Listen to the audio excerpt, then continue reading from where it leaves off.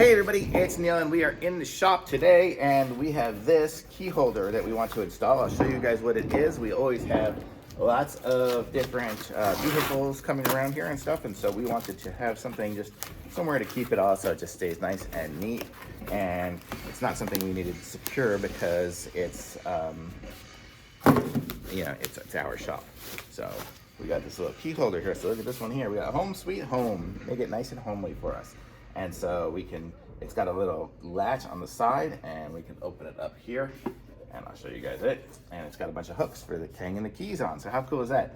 So we're gonna go and hang this up. I'll show you guys what it looks like when it's hanging up. I'll just put it on here for right now. We'll put that there. You know what? I don't have any keys even here right now.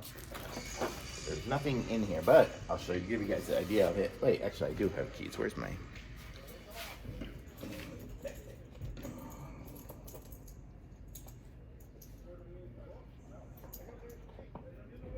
So right now we have key fobs, so we can do that. So in here, you guys can see it there, right? So we can go ahead, and this will actually be good for all this stuff here. I have it hung it up. Somebody put a bunch of crap in my way.